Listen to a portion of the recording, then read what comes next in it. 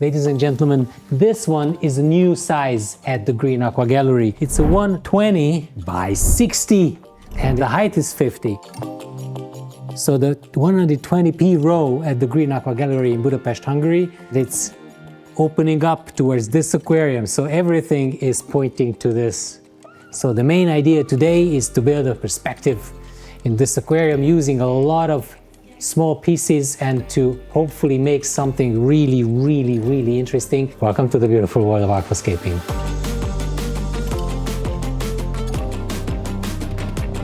So I wake up this morning and I'm deciding to beat Tommy to his IAPLC winning work. Hopefully, because those two lonely ironwood pieces were standing in the 150 aquarium. Obviously, I cannot show that to you. So I come in this morning and then he did something last night and it's already starting to go. I'm going to build not a similar structure, but I'm also going to use a lot of ironwood. Tommy is helping me with the Japanese pull saw. She is cutting the wood for me. Cool, that was quick. How do I decide which direction should I go with the perspective in this aquarium? Obviously, I start with the bigger piece. I'm not even sure that I'm going to use it, and I'm going to try it in. If it clicks, it's in the right place, and then it inspires me to do something with it. If it doesn't click, it means that this whole idea of using this kind of wood or this big piece of wood is not working, so I gotta just stop and rethink. I already have an idea in my mind. I want to do something like a fan, or like to have something that has like similar lines going in one direction. This layout is supposed to be like a contest style aquarium. And what makes a contest style aquarium?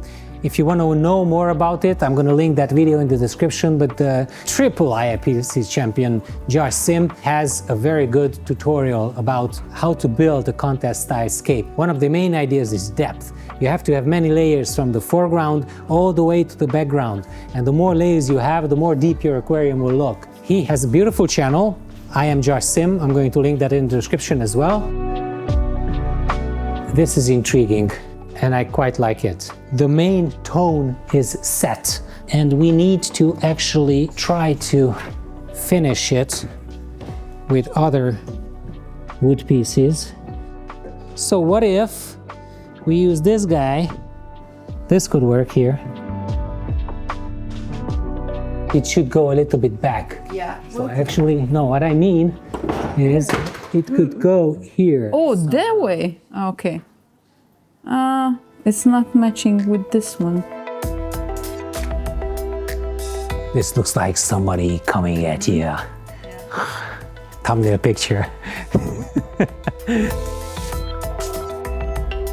So if this line goes from the bottom left all the way to the top and shows it to us, then we need something to go from the left and then curve back actually to have a like this flow in the aquarium. Okay, so what if we actually give perspective there and then do something on the other side as well. I keep moving this main piece around because I cannot imagine how to continue the lines. It looks best in this place, but it kind of like, I don't know what to do with that side, so I have no idea. More. Yep, that's it. The idea is that somebody is attacking you from the right side and you're doing like, please don't. So I want to do that on the other side. How? I don't know yet. Also, another consideration when I'm talking about contest aquariums, you can actually submit a photo. And most people, to increase the depth, are using wide-angle lens, and that will make the aquarium look deeper.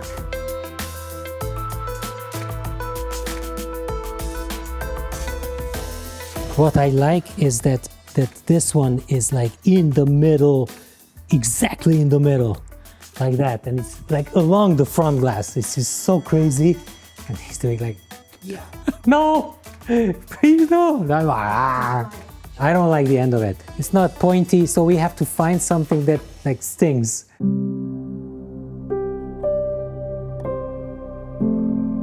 Well, my concerns didn't go away during lunch. I can only build perspective if I'm building something like I built with the 60p, which is behind you guys. Here, if I want to build something out of pieces like this and like this, I would be gluing my ass off. So with one eye, it's okay, but with two eyes, when I see the 3D, it's looking off. So we need to move the base back now. Okay, so that is okay for me. Oh, check that out. The pinnatifida in that shallow tank is just growing out of it nicely. I love it. It's like a little kokedama above the water. I'm having tears because of the glue.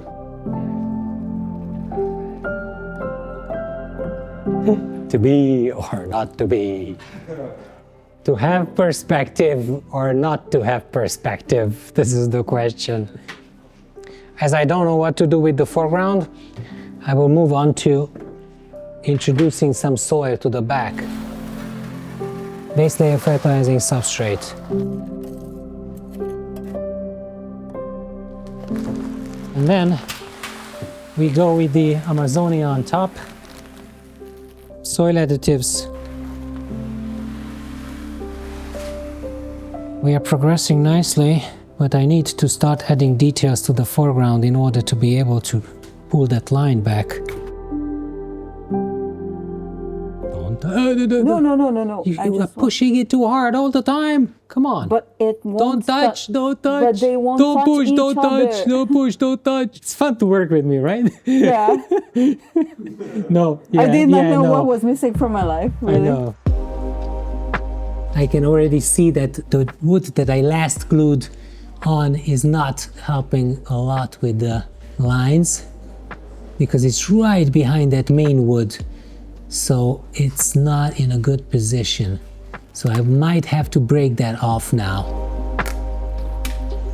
It's already much better.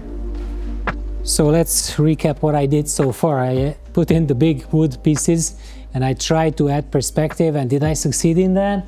Well, partly, yeah, that part is okay-ish. You will see what I mean when I introduce the sand later on, because I want a sand pad that leads up to that point of interest, which is in the golden ratio point, so that's scientific. Also good details in the foreground with this hole in the wood. If you look through that, you can actually see this wood. I'm working on the second point that Josh Sim stressed about. He told us that it's very important to have a lot of detail to look at. For this aquarium, I'm using the La Plata sand from EDA, and it's my favorite sand without a question. And I will apply it on the top of the soil, which is not by the book, actually, but I found out that if I put a thicker layer, the soil will not come out. Sand path. This added a lot of nice detail. So the idea is to have some tips that are pointing out, and those will go in here in the back somehow. Oh, come on. Oh, come on. Oh, no. It could be a little bit lower. It could come a little bit back. No, it's okay. We'll need to continue the front. And I have to just add more big wood pieces to the front. This is out of this context. It's not the story that I want to tell. This is the story that I want to tell. We're going to have to actually build up the left side more. So I will have to add stones in the back and then glue something to the back to have some perspective there as well. Right now the left side is not completely ready. I'm missing something from the top here, but I could actually do something like that. This is what we should do. It's not only that we have the point of interest in this point right here, but we also have a point of interest here. So if we manage to just put one small rock here in the back, that could add a lot of perspective. Now we do some roots in the foreground, and then sand, and then detail, and then we're done. This one is moving up and then moving down and then onto that one.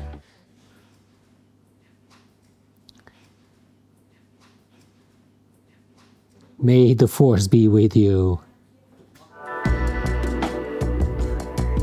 So the thing about the contest layouts is that they're made to be viewed from one angle and one angle only, and that is the angle of the camera that's gonna take the contest photo. So right now you are standing a little bit higher, so move up a little bit, and you can actually see that the tips of these three are on the same level. Can you see that? Obviously. So that is not okay because the right side is not working, it's not putting together. But as I ask you to move down a little bit, this one in the foreground will become much higher than these two. So it's already working. So the idea is to have the tip of this one like seen exactly in the middle of this opening here. And when you have that, this one is much higher than this one. And if you move a little bit towards me on the same height, you can see that this one goes up even more. This is the layout material Kumu. It looks just like the Seiryu stones, so I will introduce it in the foreground to add more detail, or maybe in the background as well, for the smaller ones. These are small pebbles. These will add nice details. I don't need a lot. And with that, I am ready for today after 8 hours of hardscape gluing and arranging and composition and talking about contest tanks and everything. We will see how we can actually destroy the whole thing with some planting. I couldn't really sleep tonight because I was wondering what kind of plants should I put into this scape not to destroy the scale of it. If I'm going to start using the stem plants in the background and I let them grow above the level of the, let's say, midst of the wood, if it grows more than this, I'm done. So I don't really want to use that. So no stem plants in this aquarium. I was discussing this issue with Tommy. He also told me that he would try to avoid using stem plants in the background and not to overpower visually the scape. I'm going to wet the soil. I think it's easier to plant in that. Let me see the plants that Tommy was kind to prepare for me. I'm going to start with the foreground plants. Let's start with Glosso. Goes everywhere in the middle. I will mix Glossostigma with other foreground plants. We do have all these beautiful plants that came from Tropica and we love them because they're in the perfect condition and we have 170 pots of them. So thank you again, Tropica, for sponsoring this video. 2 pots ready, 168 to go.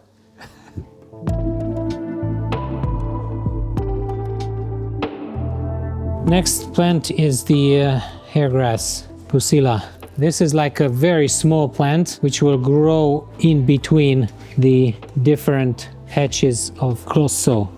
Nice. These plants are going to compete with each other and one of them will probably win.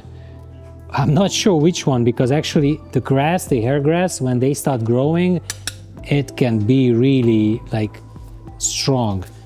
But in the beginning, I think that the Glosso will probably win. Oh, by the way, today is the 25th of February, the day that we're shooting this video. Yesterday, it was 10 years since I last drank alcohol. Very important stuff. It's important to me. I think it was Luca Galarraga who said that like an aquarium is like a canvas that you paint on and you're using the plant and the hardscape as tools.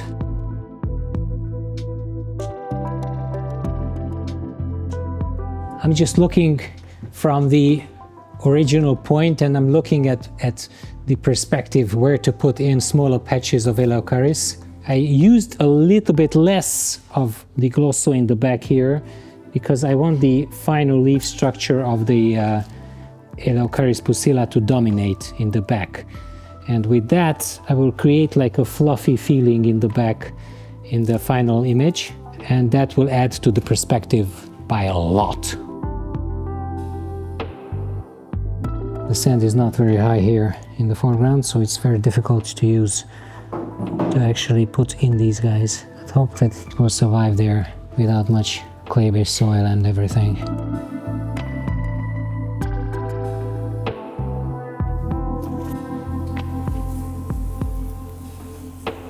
Next one is Brasiliensis. It grows a little bit higher. I will use it in patches. This doesn't need that much light, so it's gonna thrive below the tree as well, below the wood piece. Okay, let's continue using it in the foreground. That is midground, but the foreground of the midground. Okay, next one would be the Acicularis. It grows higher than the Pusilla. The Pusilla will probably stay this high, and this guy can grow about like 10 centimeters high.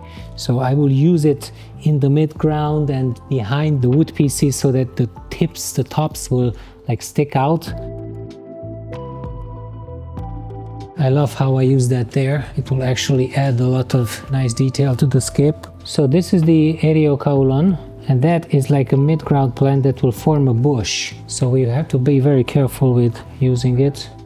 Okay, so one patch strategically here, because I can see through that angle exactly onto that. What do I mean by the word strategically? I'm trying to like construct a story. When I'm looking at something, I want to play with the viewer, and I want to say that, okay, so my eye is going through in that line towards the back, and I want to stop that line with a bigger plant at the end. So I'm just, you know, playing around with small details and just trying to find things to look at. I have two kinds of accents that I can use. I've got the verticillata, and I've got the not Lignovium, but Ranunculus inundatus. Sometimes I struggle with the Latin names.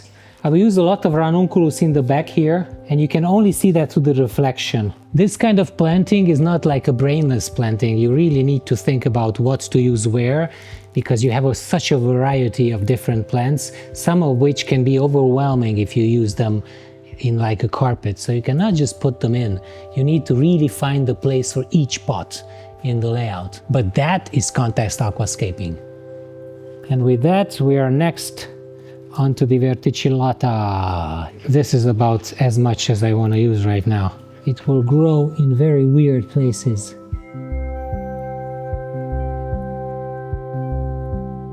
What am I going to use in the background? I've got one crypto brown and two cryptocorini greens. They would probably look great in the back. It will be okay in the shadow, and the roots will probably grow back to the clay-based soil behind it, so it's gonna be okay. Let's continue with the Blixa. I've got some red ones and some greenish ones, but mostly I want to use the reddish ones, and I want to use them in places where they're more visible. If I would like paint a canvas, if we're at that image already. If I want to paint the canvas, okay, I want to use a little bit of red there, because that will like enhance it. So this is what I'm doing. Eleocharis montevidensis. And this guy is supposed to grow up all the way to the surface. I'm going to use it just like Oma-san did with the Superus helferi in this aquarium. So just patches here and there in the foreground. My goal with that is not only to have a little bit of interesting vertical lineage in the foreground and midground by placing them here and there, but also when you put on the filters, these montevidensis plants will be, you know, bent over towards the middle. They will complement the line of the wood. Hopefully it will add a very good dynamic to this layout. The Lutea hobbit, the small crypt, it could actually even grow in the back here.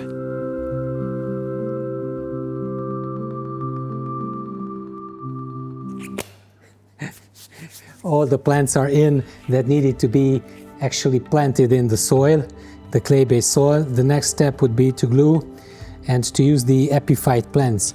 Monte Carlo, not an epiphyte plant, but we found that it can actually live on wood and thrive there. I chose the padded version of it because it's longer, so it can creep down from the wood pieces. I got a lot of Microzorum petit.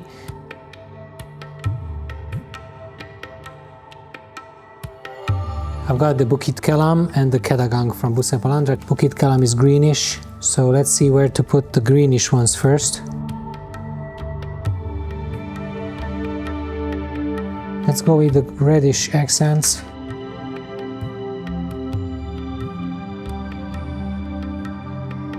I've got a very special kind of moss, the Cameroon. It's very rare, but it grows like a fern, says Pommy, so let's put it in a prominent place.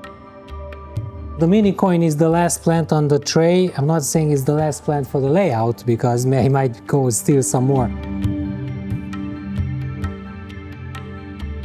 I'm quite happy with the progress. I almost forgot about Ricardia. I still see some patches of glue, so I'm going to apply some Ricardia on top. The end of the second day, 4 hours of planting, not a problem at all. Obviously I had help, so thank you for helping me, Pommy. But I'm gonna be back in a second.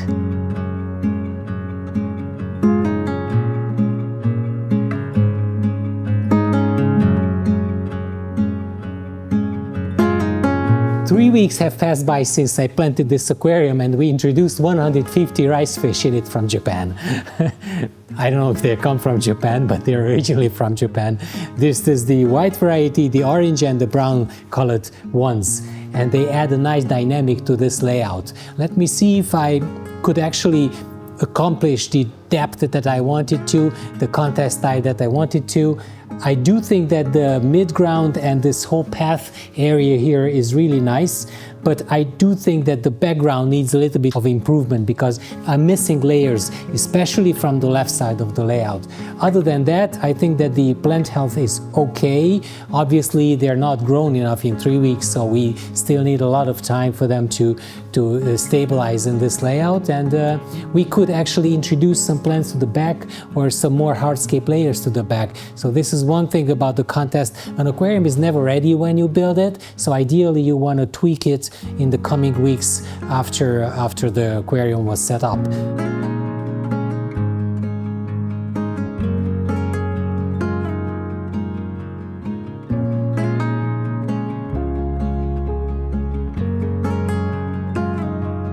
I have used the verticillata and I scattered it in places that looks really, really good, as well as the ranunculus in small spots here and there. So when you want to add plant variety to your aquarium and you want to add plants in patches and to have a little bit more things to look at, this is the way to do it. I'm completely happy with how I planted it. I wouldn't change a thing, except maybe I would use some anubias, more of them in the front to add some more details to the front.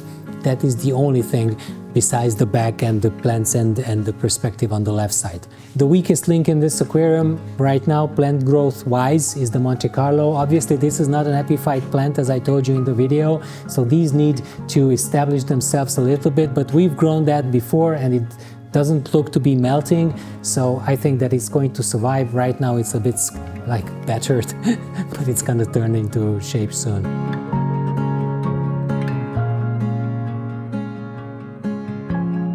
The biology in this aquarium is actually very stable due to the two EHEIM filters that we have underneath. We have the EHEIM 5E, which is the adjustable filter. You can have an app and adjust the flow. It will alert you when it clogs. So this is the first filter that we have in that. And the second filter is the 1200 XL, biggest canister filter from the older series, but that is a very reliable and very professional filter. So these two guys are actually providing enough flow to get the nutrients as close to the plants as possible and to ensure the lush plant growth in this aquarium. Hence, we didn't have any problems algae-wise in this aquarium.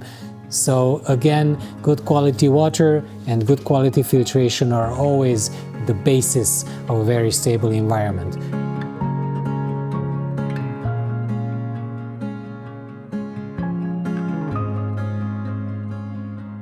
I think I'm happy. You guys will have to let me know whether you're happy with this aquarium.